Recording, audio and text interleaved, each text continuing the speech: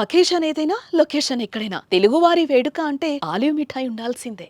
I would now request the Honorable Deputy Chief Minister of Andhra Pradesh, Shri Pawan Kalyan, to address all of us.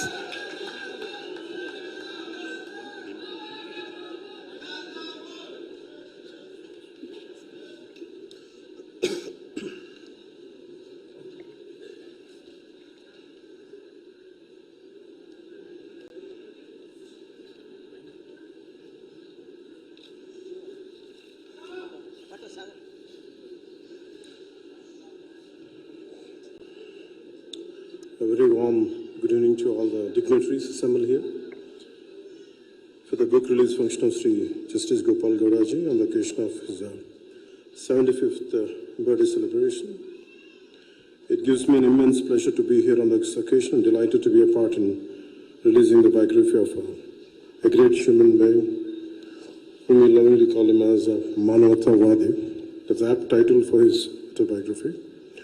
And I would like to convey my heartfelt namaskars to Honorable Sri Justice and Santosh Hegde, former Lokayukta of Karnataka and former Supreme Court, Judge of Supreme Court of India. And my heartfelt namaskars to Honorable Justice Sri A.K. Patnaikji, former Judge of Supreme Court of India. Honorable Justice Sri Sudhendra Raji, former Judge and High Court of Karnataka. My heartfelt namaskars to Sri H.K. Patilji, Minister for Law and Parliamentary Affairs, Legislation, Tourism, Government of Karnataka. My heartfelt namaskars to Honorable M.N. Seshadreji, Senior Advocate, High Court of Karnataka. My heartfelt namaskars to Govindarajuluji, Political Secretary to Government of Karnataka. And Sri M.N. Pillapadarji, General Secretary for the Station Committee. To all other senior advocates, members of the Bar Council, advocates, their families, public and media brothers and police, a warm good evening to all. Ellarigu namaskara.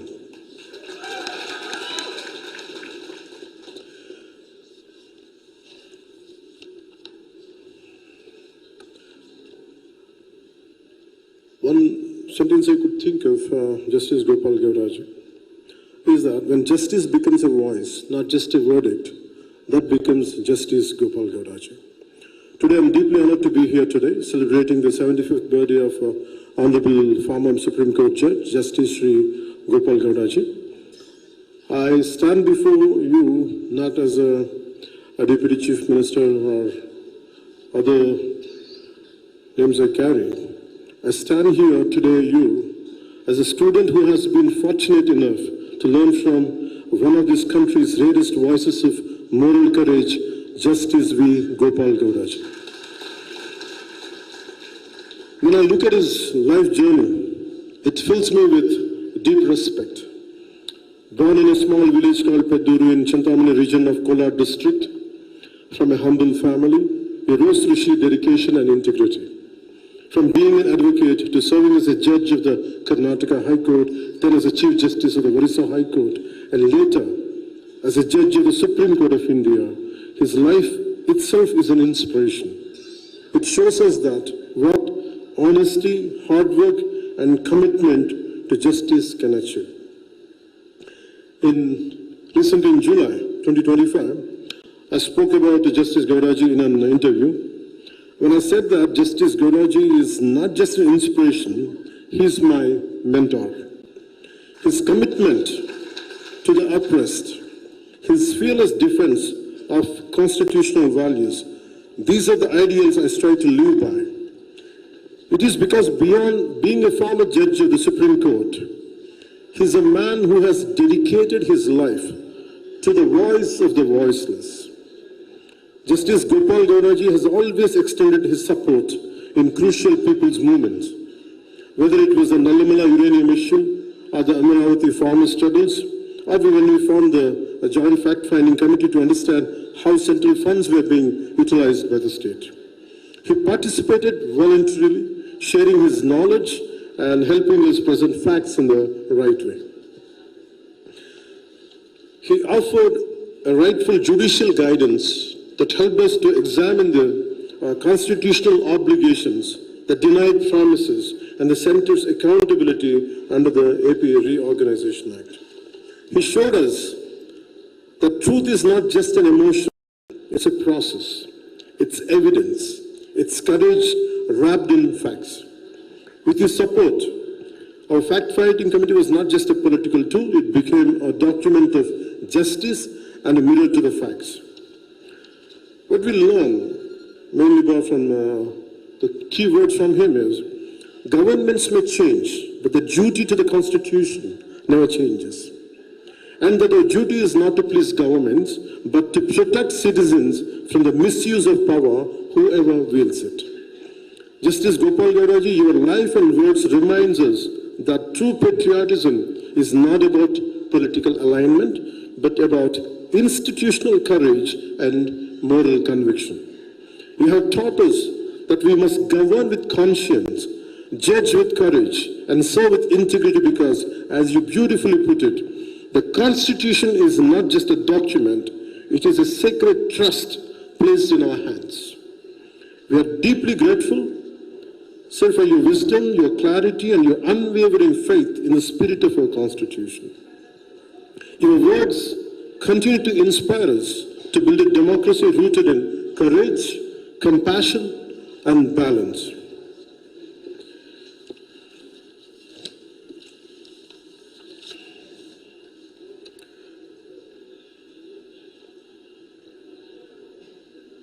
Justice Gopal Gauraji has been a lighthouse in a sea of political chaos.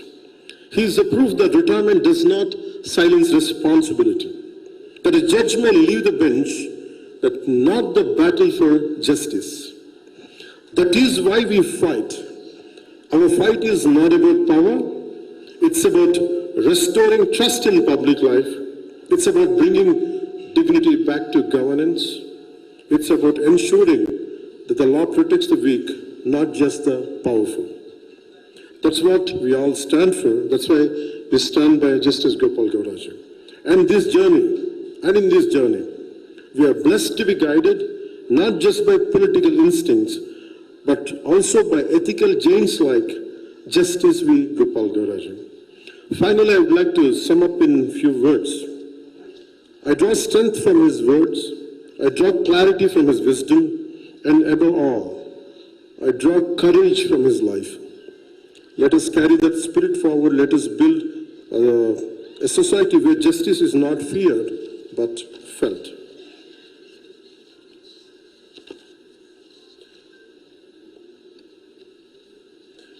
And these are the key takeaways which I have taken from his life. He has often said that legislature, the administration, the judiciary are the three organs of one living constitution.